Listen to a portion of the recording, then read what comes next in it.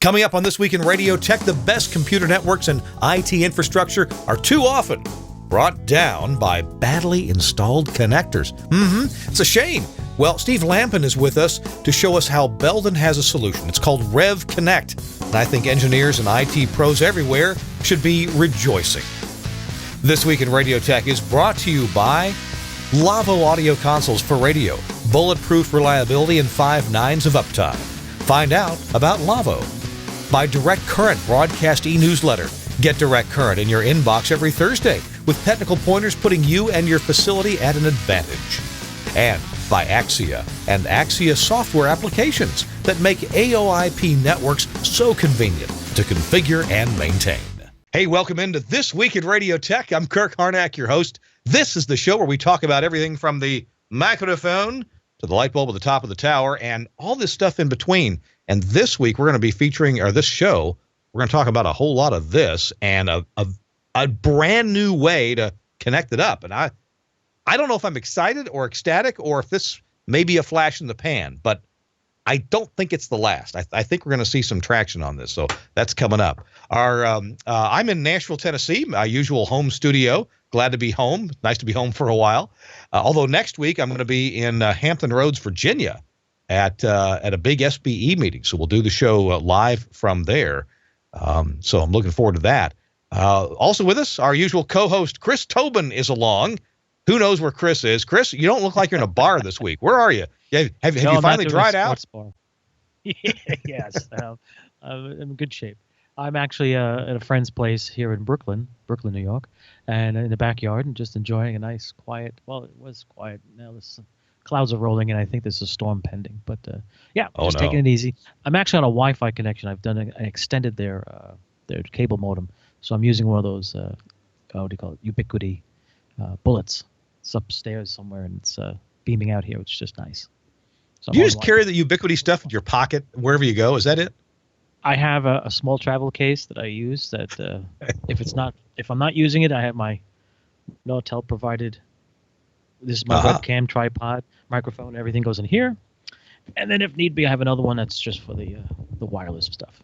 Yeah. So this, tell me, this Ubiquity thing that you're using now. Which model is it exactly?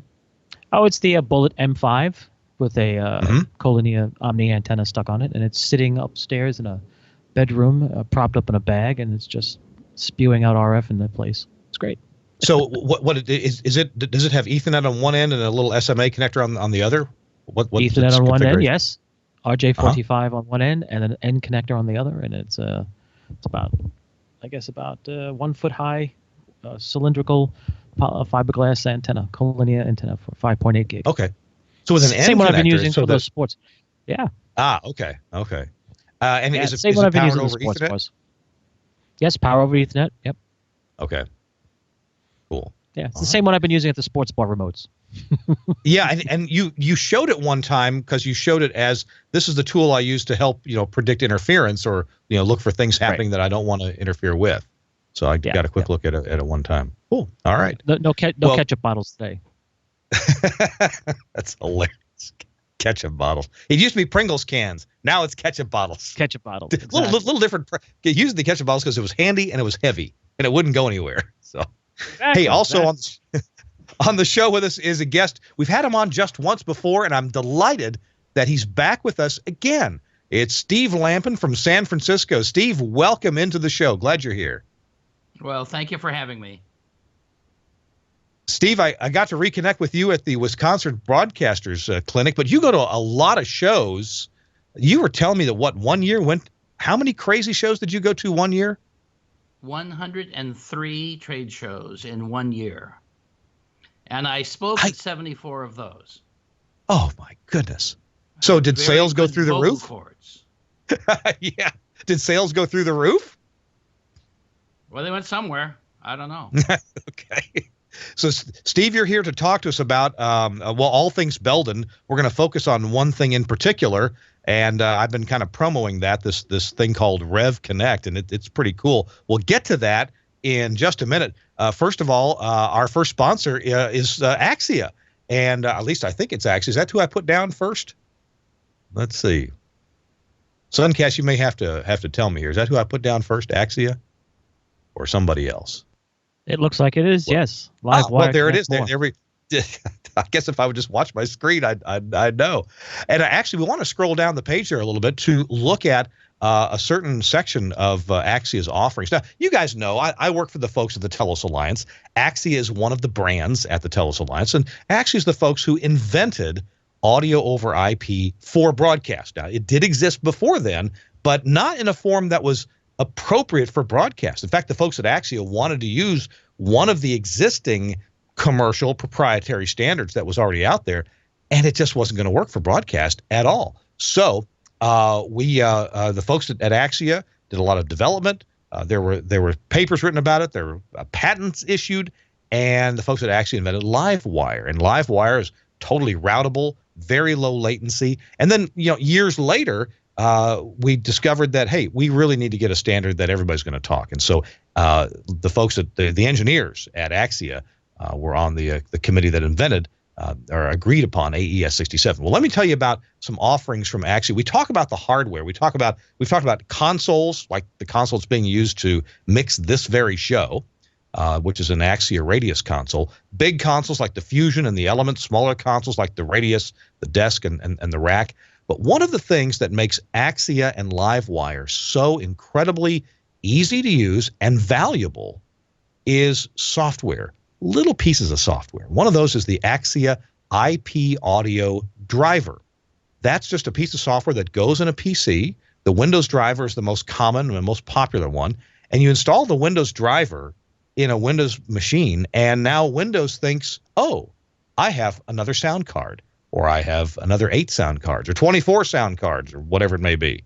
And by installing this driver, you've persuaded Windows, hey, I got another sound card out there, but really the driver then looks to get its input and output from a network card. And typically you install a second network card, typically a gigabit card, typically one with an Intel chipset. I think there's a list of approved cards, or at least maybe ones to avoid that tend to work well. And we put those with that driver on a PC, and now we've got more inputs and outputs. Now, a great way to use this, for example, is if you're doing logging. You're doing audio logging. By the way, that's another piece of software that Axia offers, the iProfiler software that will let you record, I think, up to 24 different programs on your network at the same time. And you can set them all with different parameters, different bit rates. You can have them record based on the presence of a contact closure or not, or change bit rates based on a closure or not. And you can even schedule recordings. Hey, record at this high bit rate from 6 a.m. to 10 a.m. and then record at a low bit rate the rest of the day. Lots of things you can do with iProfiler, including access it remotely, including have it automatically upload the recorded files to an FTP server somewhere. So I do this at my radio stations. You can too. Run iProfiler. We have under one roof. At one station we've got four stations under one roof. Maybe it's 5 now. And yeah, it's 5. And so we record whatever happens on those stations, high bit rates during local live shows, lower bit rates the rest of the time. And the audio, it's easy.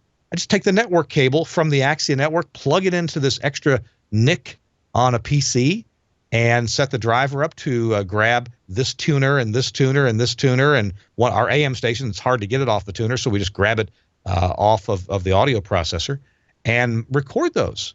iProfiler just makes that so easy. We also do silent sensing on those as well. One way to do that is with the free Pura CZ silence detector software. And I do that on that same PC. So lots of possibilities with Axia software. Another one is a piece of software called iProbe.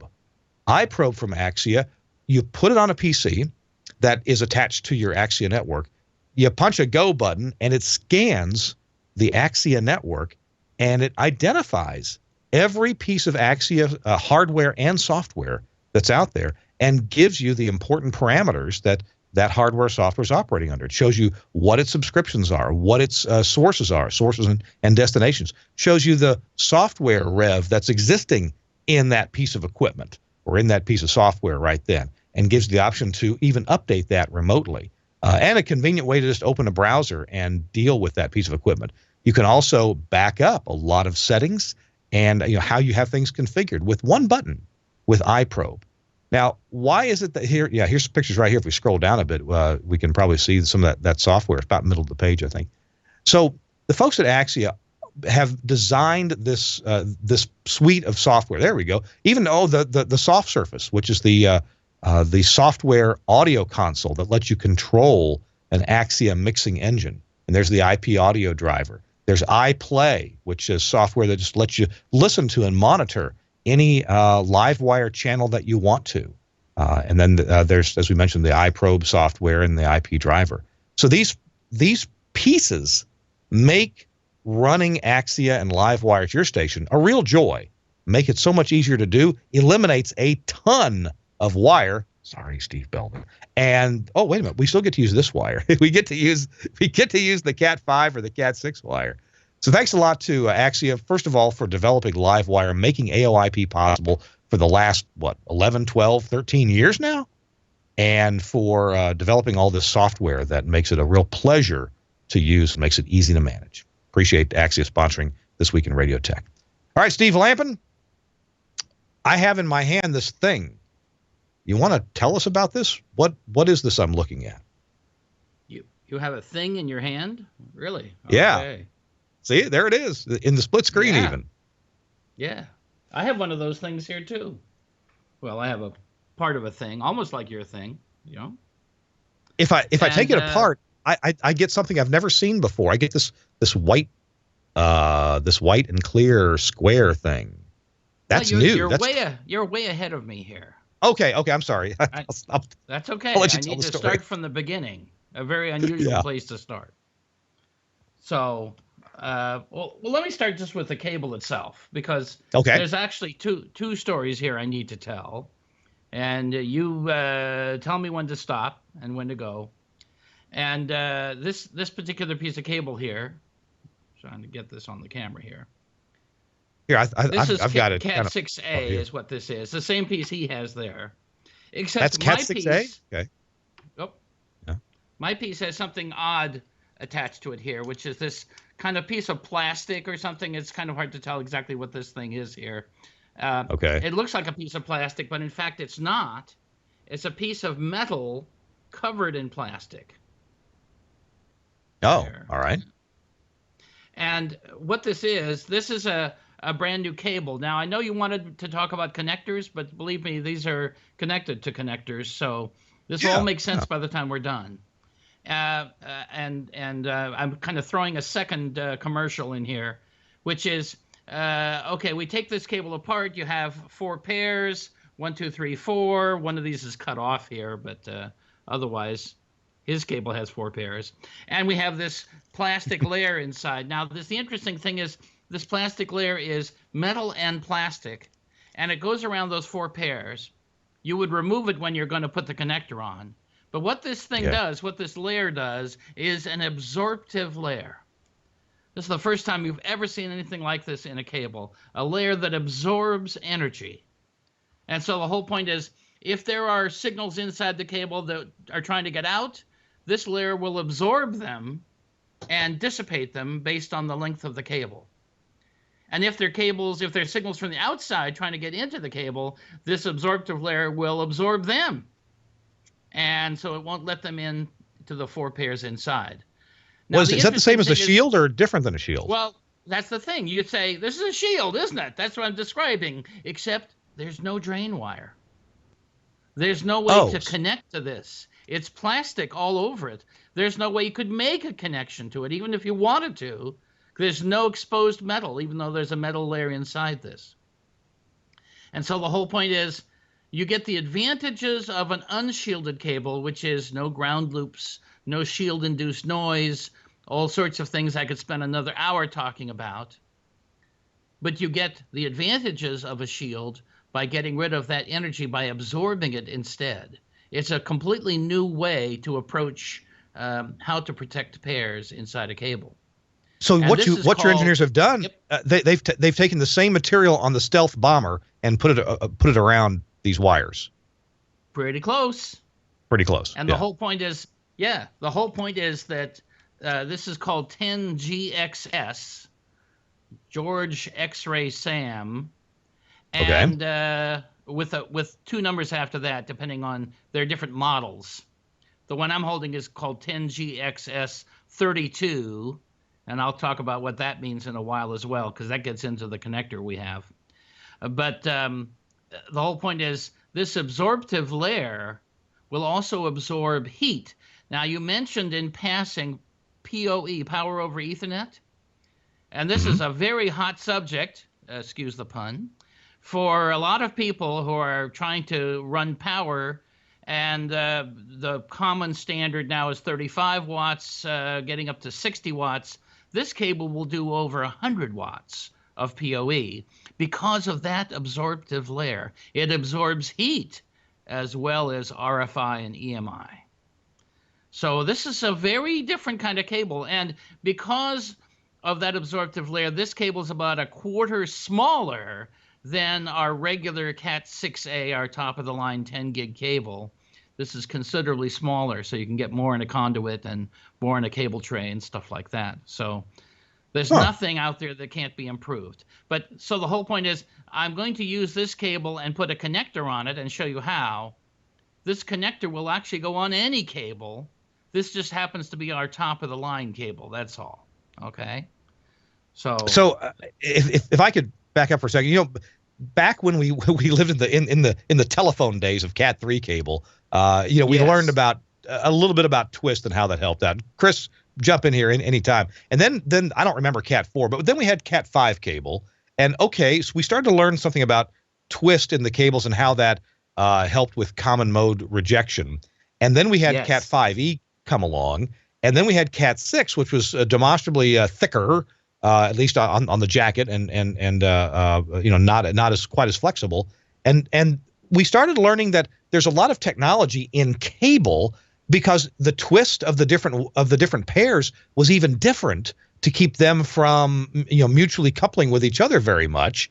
And now, and I remember when Belden came out with media twist cable, and I thought, well, that seems a little over the top. But this kind of seems more like the Cat 6 cable I'm used to, but it definitely is a higher tech. It's not the media twist that had the funny shape to the whole thing, but there's a lot of tech behind this, and that's significant that we're running. Well, tell me, what signals can this run, this stuff we're looking at? This will do 500 megahertz per pair. What Steve is talking about, that shield or that absorptive material, as you put it, the stealth material, he spoke about that at a presentation at the CCBE in Canada this past September, and we got to hear from him. And he also demonstrated through slides on a presentation what happens to a cable's the impedance, its length, and we looked at a network analyzer plot, and he could show you when he pinches the cable and how it has a memory effect. And over a period of 24 hours, when the cable came back to somewhat of a normal state, even the impedance came back or didn't change. Certain cables didn't change. So when he was talking about this absorptive material, you have to sort of think about all the cabling we do in our studios, OBs, transmitter sites. We don't pay attention to something as simple as, you know, impedance changes and cable lengths or current draw. This past weekend, I helped install a 2-bay FM antenna, Shively, at a college station up on a tower, and it had a phasing harness between the 2 bays, which you'd expect, and we connected the harnesses just temporarily to the tower section, went downstairs, plugged the network analyzer. Everything looked great. It was like J50. It was everything where it should be. SWR return loss was like 0.02, 1.02. Everything was great. We were like, yay! Went back up top, tie wrapped the cable harness to the tower, the power divider, which is a small end-connected power divider in this case, to the tower. Everything came back downstairs. SWR was 1.55. Like, what the devil happened? Wow. Short story, short answer. It turns out that the T connection for the phasing harness, even though it's all metal, right? You'd assume it's shielded because it's connecting to 2 LMR 400 jumpers.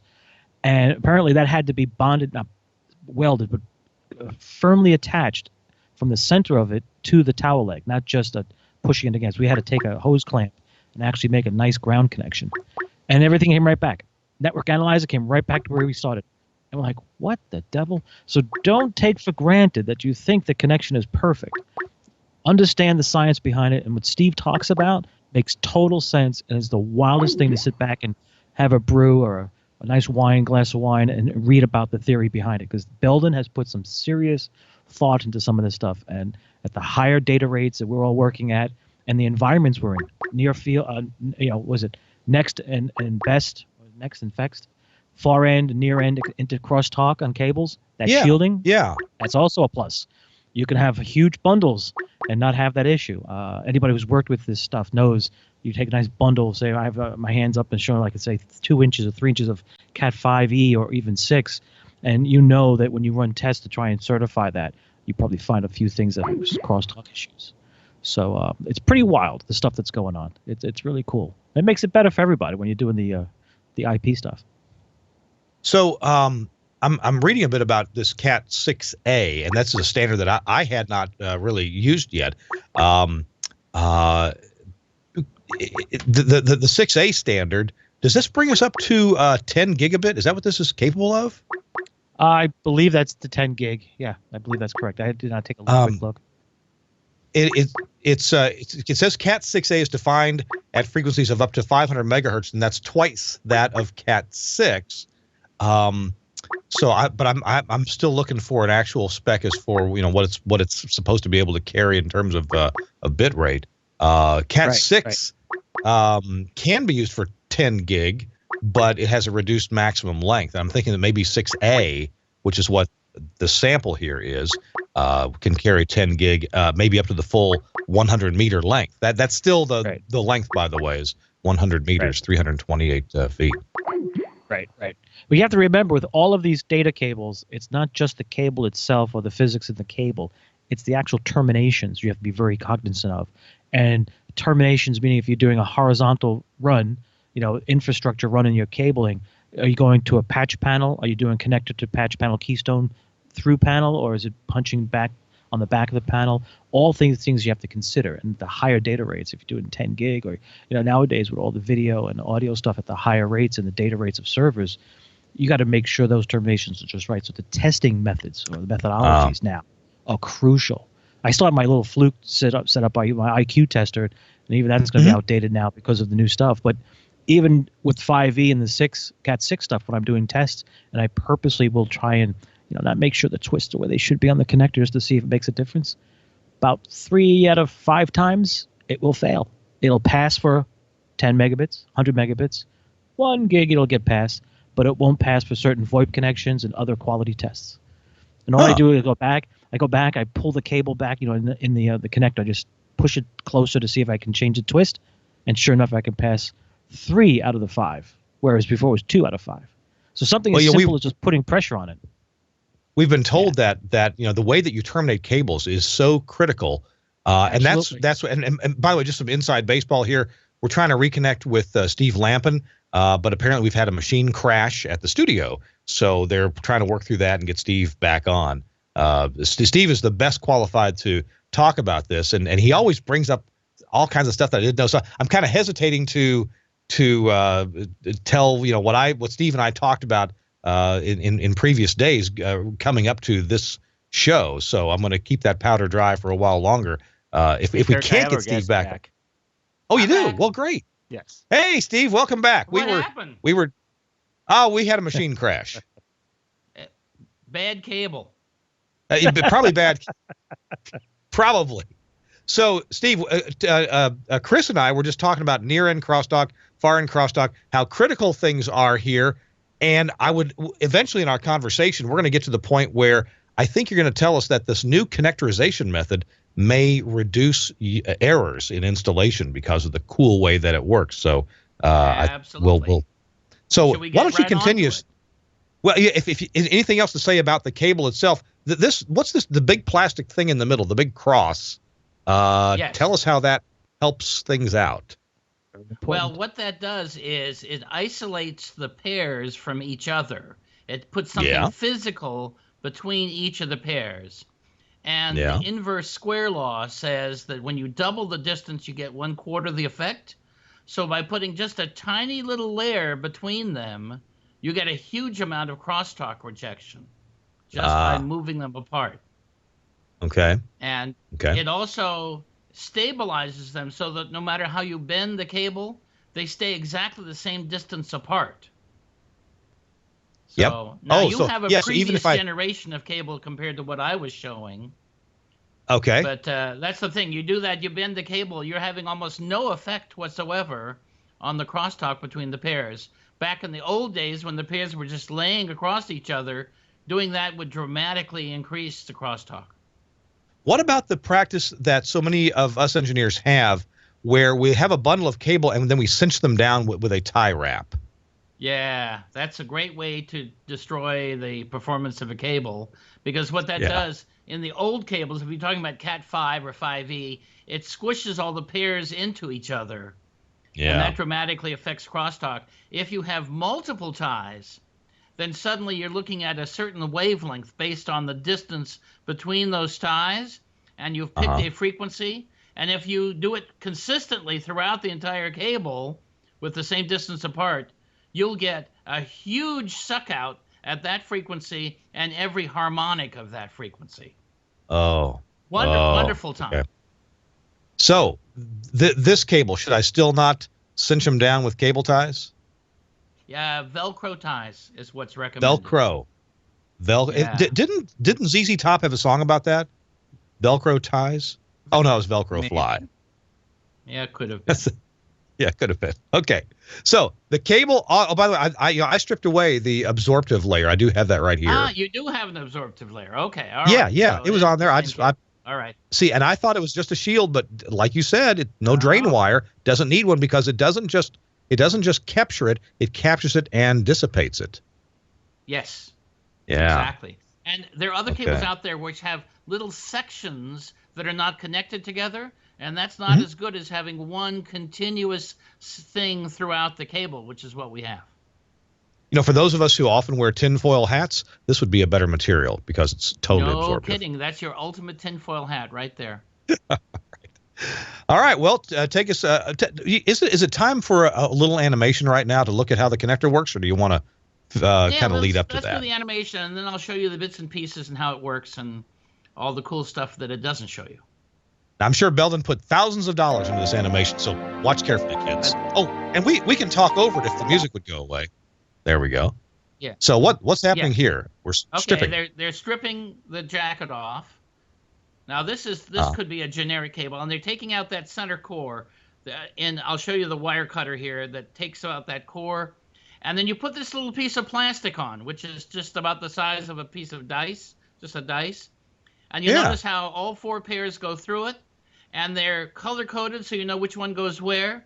The only secret is that when you put the pairs in these channels, and then you put this little thing on top, and you put it into the tool, which I'll show you in a second, and what that tool does is not only push these two pieces together, but it cuts off all the extra pieces of wire that you were playing with just then. Look at that. And so the secret here is that you have not separated the pairs at all.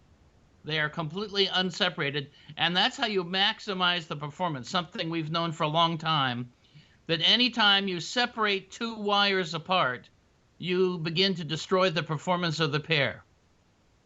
And because these go together so fast, as you can see, the interesting thing is you could do a patch panel, you could do the cables somewhere else, bring them in, and simply plug them in. And this also shows not only a patch panel, but a wall plate. You take out that, you pop off the things on the wall plate, you put in two of these jacks, regular keystone jacks, nothing special there, except they take this REVConnect, and you can plug them in, and you're done. And the cool thing is this, if you have a bad jack, or if you put on the wrong color jack, you could put on a male, you could put on a female, it'll do shielded, it'll do unshielded. It'll do Cat 5e, it'll do Cat 6, it'll do Cat 6a. It doesn't care. It can do any of these. And it's showing you how the male plug will go, you can use it as a surveillance camera. In the data world, they think male plugs are only surveillance cameras. No, I've been telling them, in our broadcast world, it's all male plugs. And the cool thing is, once you have put on this little white thing, you can put in a jack, There's a shielded jack. There's an unshielded jack. Here's Cat 5e. Here's Cat 6. Here's Cat 6a. You can do a plug. You can do a shielded plug, unshielded plug, plenum, non-plenum. And pretty much any cable that's out there will work with this. Doesn't even have to be our cable. Okay. All right. The best, but the point is it's a 4-pair cable. Yeah. So, if I was not worried about getting the performance I get with Belden, I could use some other brand, and it would still fit right in. And I've got it right here. I've got the little white thing. Sorry if it's out of focus, but that little white cap on there. Once you put this, I was going to ask. Once you put the end cap on there, can you get the end cap back off to look at it, or is it really on there? No, that's on permanently. Okay. But whether or not it's a plug or a jack, that you can change your mind many times. In fact, I'll give you the specific numbers here. Once this has been put together, this little cable manager that you're playing with there, that you can put this or take this out again 20 times. Okay. So you could change your mind 20 times about what this is doing. I passed this around the SBE meeting today, and I think they already did this 20 times at the SBE meeting today. I wouldn't be surprised. And here's the male plug of the same thing. Trying to put this up to my camera here. See, there's where it would go in. It has little doors on it that open up, and it goes in. And when the doors close, it locks it in place. And this is the front of the jack, which has a little. Now it probably looks more like you expect a plug to look. Plug, I should say. Where's my camera? Yeah. So Yeah. So now in broadcast, and I must admit my failing here, I tend to not do so much structured cabling, but I run things around racks, from one device to a switch. Right. So I don't do as much structured cabling as an IT guy wiring an office would do, where it's all structured and then you have patch cables that go to the equipment. So the female end here, you said fits a keystone that's plate, that's a right? Standard keystone jack, which is pretty much the most common jack you see in a patch panel or on a wall plate or almost anywhere. Now, what about that? So I'm almost always dealing with the male end of this thing, and I don't have one. Yeah. You've got one there. But now, at first, it looked pretty bulky to me, but you say there's some mechanical things about it that make it work just fine, despite the fact that it looks a little bulky. Yeah, well, first of all, we tested this with the most dense patch panels that we make to make sure this would fit. And one of the things that we found out, I'm taking off the little cover so you can actually see the connector here. Normally when you have these plugged in somewhere, I'm having a hard time finding my camera here. There we are. There's a little lock at the front, and that locks inside when you plug it in. And the problem is that you need to be able to unlock that to take this out of the patch panel. Right. And so what we've done, we have a little mechanism here. Let me see if I can line myself up here. You see, I can push this, and that will unlock it. The point is, how do you get there? You can't get there because it's in the front of the patch panel. So we have a little thing back here that you can pull, and I don't know if you can see it, but it's unlocking the jack, unlocking the plug here, so you can unplug it from a patch panel no matter how dense it is. So, and a lot of times people in our world, we're dealing less with patch panels unless you're doing proper structured cabling. We're doing less with patch panels, but Chris and I are plugging things and unplugging them directly at the back of a piece of gear or at the front of a switch, and that's where we have to get into. And I was worried about sometimes the back of a PC. Chris, I don't know about you. Probably got the same situation. You got USB cables, maybe some audio cables, and you've got maybe a external SATA cable or something, and then you've got your network cables, and you've got to be able to get in there and get it. But this mechanical coupling gives you the easy opportunity to just pull on that, and it'll unclick it from the connector. Exactly. Yeah, no, that's unlock great. it. Okay. I want to show you one. Oh, go ahead. No, I was going to say I almost never put a female a jack on the end of a cable. Yeah. Now, I know if I was doing proper, pretty structured cabling, I'd be doing that just about as much as the male end. But I'm always putting the male end on. And this is why our data people who invented this said, jack, jack, jack, jack, jack. Nobody cares about the plug. And I put up this red flag saying, no, you don't understand. The broadcasters, all they're interested in is the plug. They rarely would use a jack.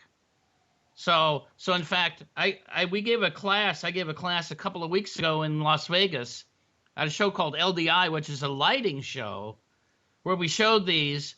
And the thing about this, which I think is really the part that you cannot see just by looking at this, I was talking to a couple of people in this class who had taught previous classes on putting RJ45s on cables, and they said, if you're a really good teacher and you have really good students, you might get 50% of the cables actually pass when they're done.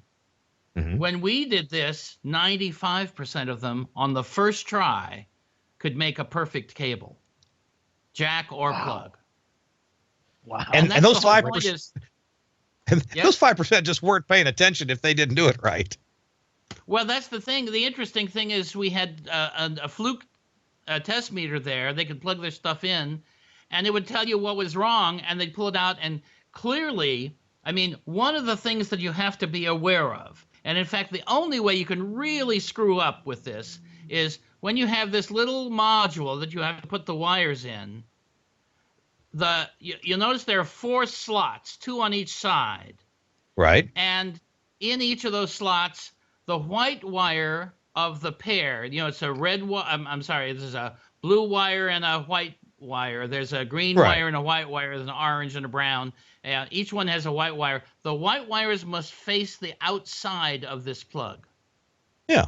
And as long as you have it in that order, and this is where they screwed up, is that they didn't realize that, and so they have a pair that's twisted the wrong way. That's all. Yeah, yeah. And the whole point is because when you're done with that, you take this little guy, and this is the module that goes on top of that has the contacts in it, and you put these two together when the cable's inside, and you're going to crimp these together with the crimp tool, which I haven't shown you yet. I have a crimp tool right here. And I actually undid this so I can take this out to actually show you some cool things about the crimp tool. By the way, this crimp tool, $80. It's not very expensive. I was going to guess 400.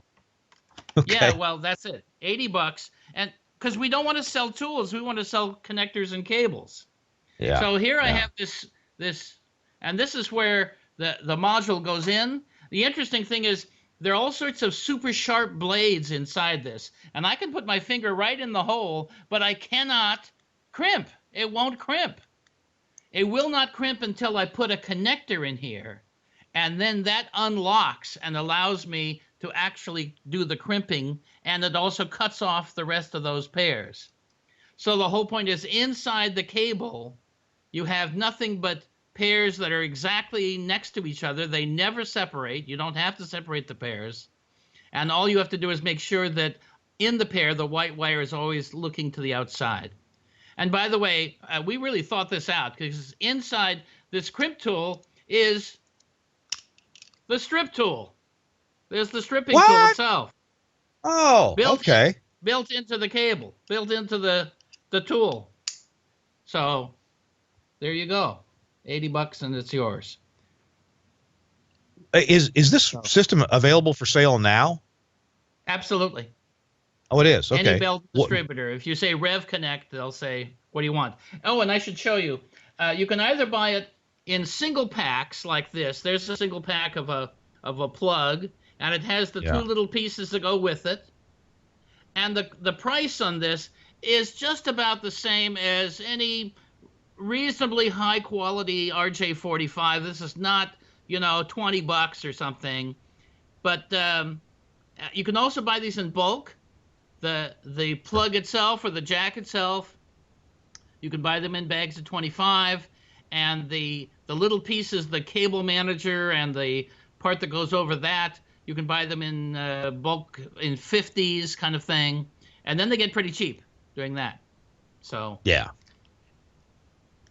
Cool. Hey, we're going to take a quick break, catch a breath, and come back with some more questions about cabling, what to watch out for, and I'm sure we'll think of some real world situations to talk about here. Our show this week in Radio Tech, it's episode number 324. Steve Lampen is our guest. Chris Tobin is along, sitting comfortably in Brooklyn, New York. Hope it doesn't rain on you, Chris.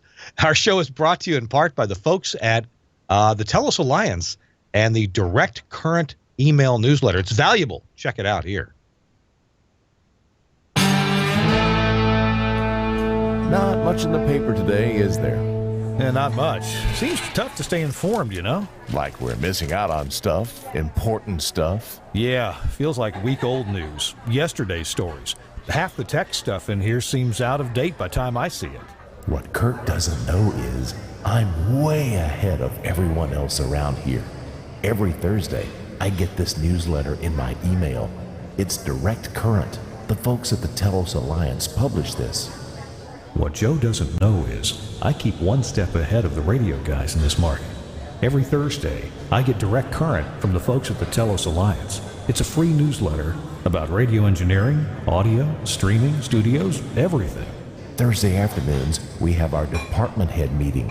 I look like a genius, thanks to the knowledge, updates, and advice in Direct Current. Sometimes I wonder if I should tell Kirk about Direct Current. Might help him out. I wonder if I should let Joe in on my secret. He could use a little help sometimes. Nah. Get Direct Current in your inbox every Thursday. Read profiles of engineers and newsmakers in the broadcast community. Get technical pointers putting you and your facility at an advantage. Important industry news and views. Plus, you'll be up to date on Telos, Omnia, Axia, and Zipstream products. It's all here in the Direct Current newsletter. Subscribe online at telosalliance.com/directcurrent. That's telosalliance.com/directcurrent. I sure encourage you to grab Direct Current, sign up for it. A lot of work goes into each issue. In fact, the folks at the Telos Alliance, they've got a full-time editor of that newsletter. So please check it out. You're going to be glad that you're on the mailing list. And you don't have to read every one. Just skim it. Sometimes there's some pretty interesting information in Direct Current. Thanks to the Telos Alliance for sponsoring This Week in Radio Tech. Chris Tobin is along. Chris, how are things in the backyard in Brooklyn? Doing very well.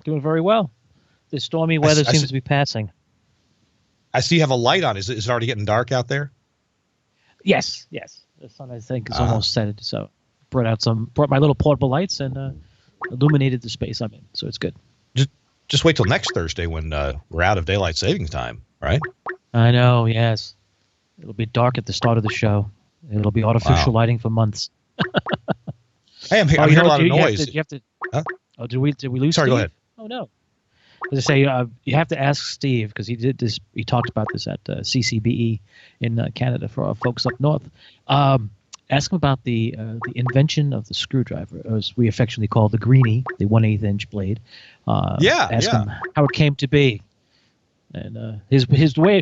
I always tell folks, if you ever have an opportunity to see Steve or hear him do a presentation, it's well worth the visit. So if your local SBE chapter has him in, make time. You have to check it out. He does not do the same presentation twice, no matter how many he does, 130 times. He always has some anecdotal comparison for the technology that's currently in use to the technology that was way back, and how some of it still is used today, but in a different shape and form. So I implore people, if Steve is in town doing a presentation, definitely make time to see him, hear him out. He'll make you think twice about stuff. He'll definitely get you thinking. But ask about the screwdriver and its invention, and why was it created. And it'll have nothing to do with what you think. That's all I'm going to say. I want to riff on what you said for just a second. At the Wisconsin Broadcasters clinic that they just had a few weeks ago, it was announced that Steve Lampen would be the speaker for the Nuts and Bolts session, which is an evening session. And I thought Steve Lampen, he's going to talk about cable. I think I know about cable. I mean, it's copper and maybe some steel and some plastic. And I think I know about this, but I thought, I got nothing better to do. I think I'll go listen to Steve Lampen. Oh my goodness. He had stories to tell, kept the room mesmerized with his stories that a lot of them had nothing to do with cable. I mean, it was just the man's career and childhood and as a young adult and then through his adult life, he has just got amazing stories to tell. I mean, if we had 3 hours here on TWiRT, we could probably get him to start telling us that. And Absolutely. by the way, we've lost Steve again from our connection. We're working. Suncast is working to get him back on. So we'll hope to get Steve Lampen back on. And grateful that he's here today.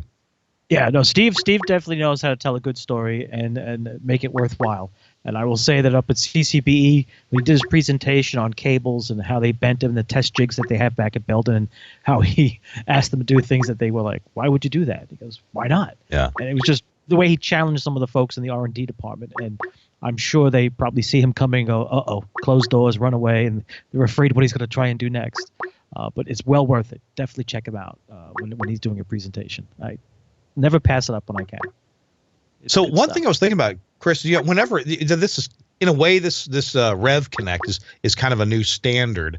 On the other hand, of course, what it terminates in, what you get, is exactly what you've been using, for the last 5, 10, 15, 20, 25 years. You get an RJ45 connector. It's just a better way to put it on with fewer mistakes and the ability to have a 10 gigabit capable connection there. And so I wanted to point, people may say, well, oh man, another standard. I don't need another standard. No, this is not another standard. This is like you've been putting on, let's say Andrew connectors all your life on a piece of coax, and somebody comes along with a connector that, hey, this has 3 fewer steps and gives you a more solid, sure connection. You don't have to crimp back the outer of the coax all the time. Whatever it may be. I'm just trying to draw an analogy here. The point is you end up with the same connector. So it's not like you're changing all your infrastructure. You can start adding this anytime along the way. Yeah. Well, I wish I had a solid, sure connection. You probably do at the jack. It's between the jack and the far end. That's the problem. But I was just going to say, Kirk, to your... Yeah. I was just going to say that the reason why you want to make sure your connections are correct, you use quality equipment. And in this case, I've used Belden pretty much all my career. And I will tell you that there is a difference between, see this extension cord, this utility cable, right? It's power. Yeah. Familiar? This particular brand I use for years at outside broadcast, because in the minus 30 freezing 0 degree weather, it's still flexible. Do I pay more for it? Absolutely. Do I go and buy the stuff that's $10 for the same size, if you will, and then it cracks or freezes when I need it most? I don't. These connections, they may seem like overkill for some people because, like I said, a lot of folks don't pay attention to what goes on. The terminations are crucial, even the cable itself, but if you make everything right, the bit errors is closer to 0 than it would be with that other product or other type approach, which is cheaper. It's well worth the investment up front. Just my opinion. I suspect Steve would agree completely. Steve, now that you're back, I do agree. You said that you had some more to talk to us about, so I don't know what it might be. So one other clever thing, which you already mentioned. And that is, you mentioned Media Twist, the hot cable of 1995. Do you remember this stuff? Yeah. It wasn't round. It's like flat almost. Kind of a C shape, like a kidney bean shape in cross section. Yeah. Crescent shape, we call it. Crescent, yeah. Yeah. But the whole point is, so I was at one of these shows. I don't remember which one it was. It might have been that lighting show. It might have been AES in LA or something. I've just done 6 shows in a row, by the way, just so you know. I have a 7th coming up. But somebody came up to the booth and said, now, wait a minute. That flat stuff would not fit into one of these connectors. And I said, really? You think not? So I opened up my sample bag, pulled out a piece of Media Twist, which is right here. Here's Media Twist, this flat stuff. Yeah. And look at this. It does perfectly. Fit. Perfectly. So I could do REVConnect on any cable, even the weirdest cable you can find, it would have to be some industrial cable that's the size of a garden hose before you couldn't use it. Well, that is pretty slick. And I was not expecting this to work with Media Twist cable, but I wasn't either.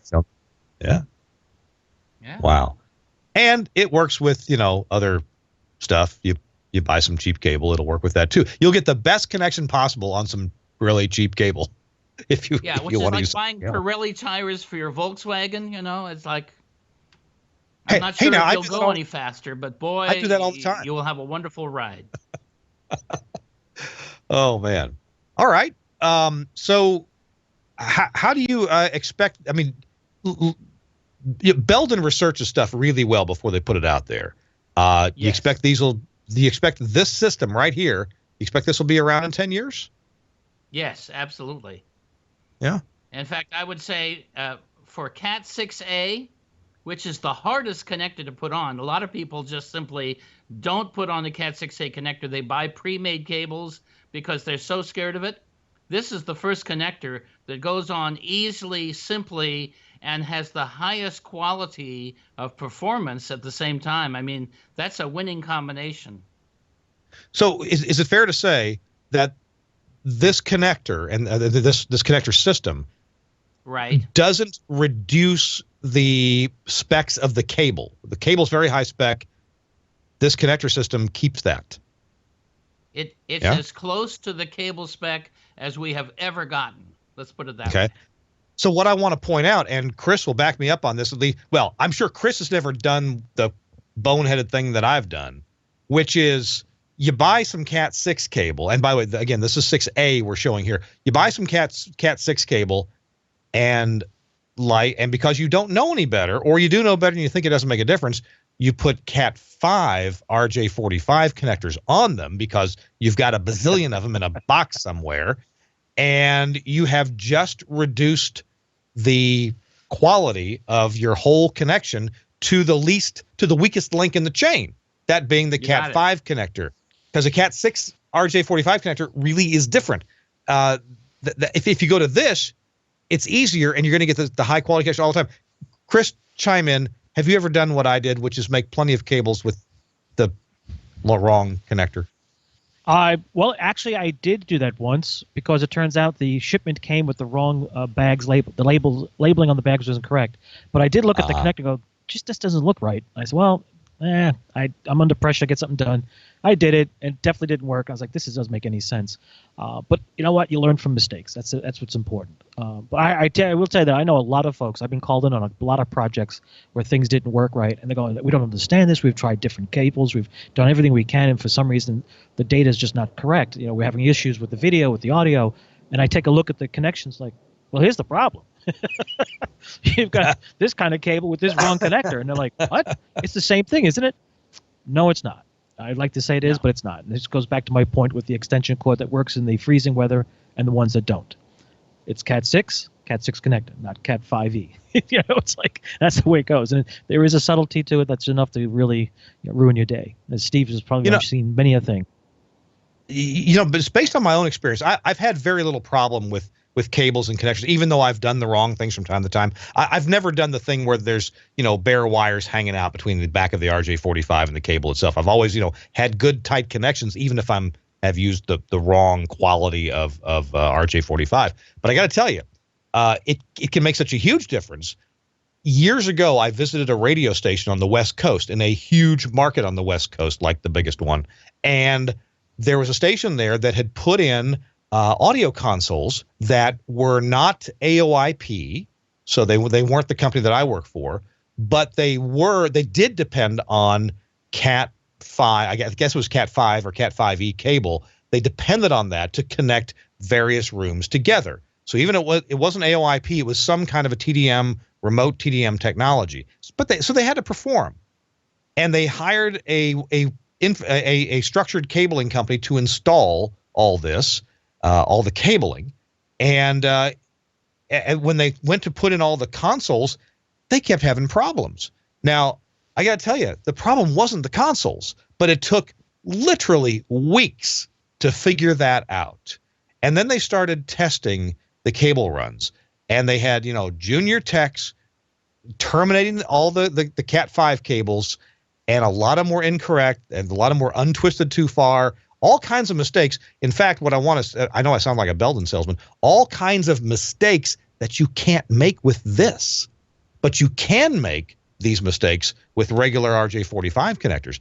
And the whole system it was weeks delayed, and of course, thousands of dollars to come back and fix everything and make it right.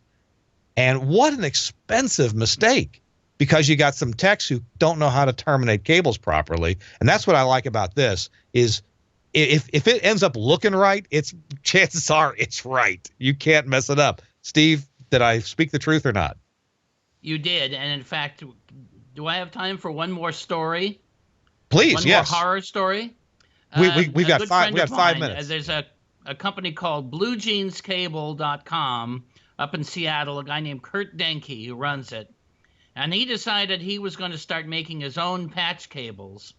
And this guy is a serious player, so what he did is go out and buy a Fluke DTX 1800 meter, which is $10,000 for a cable tester.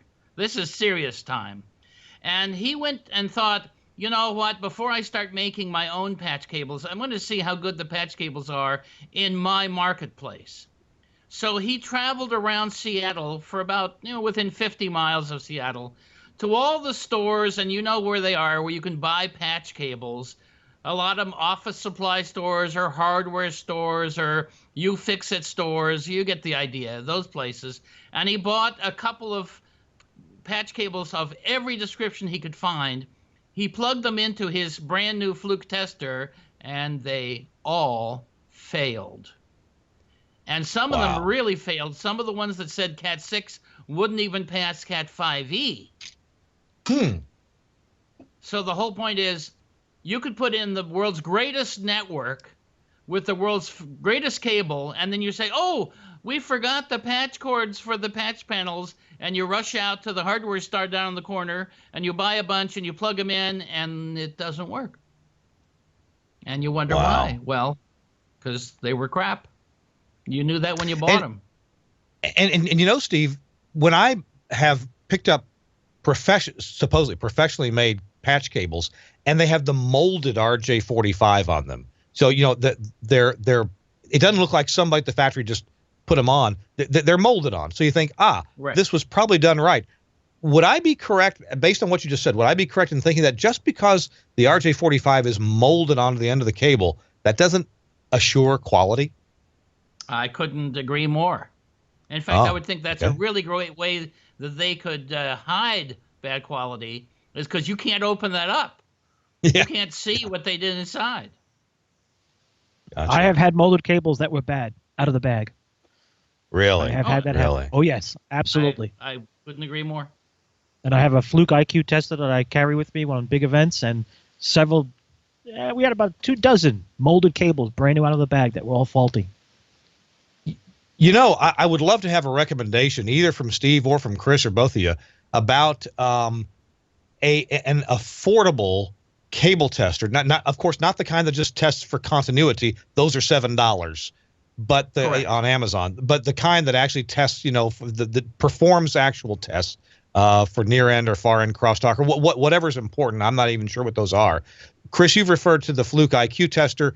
Maybe there's some newer ones that end up costing less, or something that I could afford on a small radio station budget that I need to have in, as part of my tool set. So either if you know something, talk about it during our tip section in just a minute. If you want to research that, then we'll give you some time to do that. Steve and Chris, we're going to pause for a minute for our final sponsor word, and then when we come back, we give a moment for a tip of the week or just some final parting thoughts. So, Steve, if you could think about that during the break, and Chris, you too, the drill. And so we'll hear from our final sponsor. Our final sponsor is the folks at Lavo. They've been a sponsor for a while here. And hey, most of you know me, Kirk Harnack, as a broadcast engineer. I do some on-air work and the host of this show. What you may not know is that I've also sold broadcast equipment internationally. That job took me all around the world, and I've seen a lot of broadcasting in a lot of different countries. And the different imaginative ways that people do things, oh, they really are fascinating. And that's one of the reasons I'm excited to introduce you to our sponsor, Lavo. Now, that's spelled L-A-W-O. The website is lawo.com. Now, Lavo is famous around the world for television audio and video, especially for high-profile event coverage like the Olympics, World Cup soccer, the Grammy Awards. When the broadcast is mission-critical, you're pretty likely to find Lavo there. Now, you wouldn't believe how this stuff is built. Everything is over-engineered, redundant. Even their backups have backups because there are just no do-overs in live event broadcasting. And dead air will kill your career.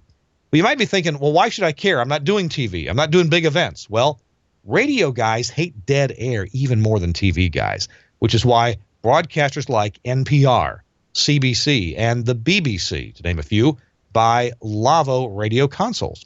Now, being this involved in TV and radio around the world means that Lavo thinks about the future a lot, too. Everybody knows that all types of media are converging on a common IP delivery platform, and Lavo is ready for it with broadcast gear that can handle audio, video, and control of every studio device using a single integrated off-the-shelf computer network. And after that, well, virtualization and broadcasting from the cloud. Lavo's building those tools right now as we speak, and we'll have more information about that in the coming weeks. So if absolute bulletproof reliability, 5 nines of uptime, and being future-proof are important to you, you owe it to yourself to find out about Lavo. Go to the website. It's www.lawo.com to find out more. And thanks to Lavo for sponsoring This Week in Radio Tech. Really appreciate their support. All right, time for a tip of the week. Chris Tobin, we'll give you the first word on a tip of the week for us. By the way, I like your extension cord. I'd like to know what brand that is. I wish I could remember. I forget. I've had it for a while, but it definitely stays flexible in the very cold weather, and it's been very handy. The tip of the week, if you're doing testing of any sort, whether it's be RF, I was talking about doing measuring antenna network analyze work this weekend. Try and be willing to spend a couple of bucks in the case of category cable testing. I use Fluke a lot.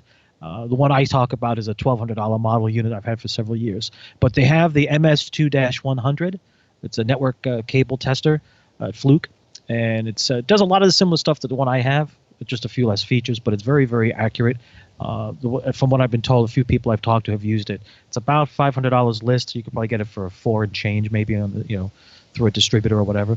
But I will tell you, it's that kind of stuff is important. And if you're at a radio station or even TV facility, and you're doing a lot of cabling in the sense of IP or IT work, datacom, the tester is key, because I've worked on many projects where I got called back. I wasn't the one on the project first. I came back as the broadcast group, and they were asked to take a look at the land drops because for some reason there were all kinds of trouble. Almost every one of them had a problem, but we found out the company who did the infrastructure work, again, based on whatever reasons they use, the testing methodology was not as accurate as it should have been for the size of the place. And we came in with it. I forget what brand it was. It wasn't Fluke. It was another product we had. And we plugged it in, did the end-to-end test, and it failed right away. We're like, wow. And some of them, as Steve pointed out, you go behind the jack, you pull the jack off the wall, it is, and you just shake the wire, and the test would change immediately while you're holding the tester in your hand. You're like, wow, that's not good. So there's a few things. That's why a good quality tester is important, because if you do just DC measurements, which you can buy a cable tester for $10, $20, that's only part of the equation. Remember, Ethernet cable, Cat 5e, Cat 6A, even Cat 3, it's an RF signal. It's radio frequency signals. Remember, it's measured as 550 megahertz. So think about it, those of you who do RF work, what happens when you squish cables and don't properly terminate with that end connector or 7/16 DIN? There's trouble. And then you have, what's that called again? Passive intermodulation, PIM. In the case of data, it's bit error rate, or it's near end or far end crosstalk. Gotcha. Yep. Hey, I just looked up that one that you mentioned, the Fluke MS2-100. Yes. And it's under 500. It's lists for 550 or so. And of course, it's easy to check Amazon, and it's $465 at Amazon. It's even in their Prime, so you can have it in 2 days. And that does look like a really cute visual tester. Yeah, no, it cool. does a lot of stuff that the other ones that are just doing DC and relatively comparing pairs do. It gives you more. It's well worth the investment. Now there are other brands of similar quality, maybe a little less in price, but I'm expecting you'd probably spend $300 or more for something that makes sense. Remember, you need to test. You want to test that cable not only for data, but data for voice over IP, quality of service. There's various other things that are going across that cable you want to test for. A DC continuity test, that's just good enough for you to say, okay, OSI layer 1 is working. That's it. Now I want the other layers. What do I do? That's where the expense is, but that's why you do it. Well, and I like a lot of the customer reviews on Amazon. It's easy to see because it's a high volume place. It's got 91 reviews, and out of 91 reviews, it's got 4.5 stars. And on Amazon, 4.5 stars is that's pretty good business right there. So thanks for that recommendation. The Fluke MS2-100 micro scanner. We'll have a link to that, and maybe I'll find a couple of other things. Hey, I'm so sorry. We've been having a little problem with the computer that's been connecting to Steve Lampen. We're not able to get him back for the very end of the show, and I apologize for that.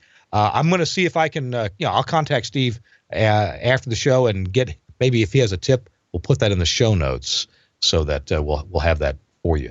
Now, speaking of show notes, let me tell you what's coming up on This Week in Radio Tech. Next week, we're going to be live from WHRO in Norfolk, Virginia. There's a big SBE meeting going on there. The Chapter 54 is having what they call a day of learning. And they're bringing me, and I'm not sure what we're going to learn with that, but I'll be teaching some things as well as a few other engineers as well. But if you're on the East Coast and you're within driving distance of Norfolk, you really owe it to yourself to check this out at the Chapter 54. John Heimerl, a lot of you know John as a consultant and an engineer. He's putting this thing together. It is next week on Thursday, November the 10th. So look out for that. Also in coming weeks, we will have Dana Popolo on talking about FM antenna tuning. Also coming up in December, Mark Persons will be back with us. We got to reconnect with Mark at the Wisconsin Broadcasters Clinic, and he's going to be back with us as well on his brand spanking new fiber connection at the Persons Palace. So watch out for that. Chris, I want to thank you so much for taking the time to be with us today. It's very much appreciated. Thanks for your cool setup too. Oh, no problem. No problem at all. By the way, those of you in the audience, both listening and watching, next time you run across Steve Lampen at some event, ask him about where the screwdriver or why it was invented. Okay? That's all I'm going to tell you. I mean, of course, you can look it up and research it, but it's more fun when he explains it and the way he describes things and his animation. It's like, I had the chance of watching Paul Harvey do a couple of his radio shows, and, to watch him tell the same story I could look up in Wikipedia is just not the same. Okay, Steve Lampen's description, his facial expression, everything about it is just go for it. Just ask him about the screwdriver. Who invented it and why? You're going to get a good laugh. All right, we'll do so. Hey, thanks a lot to our viewers, and please patronize our sponsors. It's very helpful when you do. Chris Tobin, safe travels home, man. Appreciate you very much, and I'll talk to you next week. You bet. Same to you. See you. Bye. And thanks a lot to Suncast, always troubleshooting, solving problems himself. And thanks a lot to Andrew Zarian, the founder of the GFQ Network, for making this time and space available. We'll talk to you next week on This Week in Radio Tech. Bye-bye, everybody.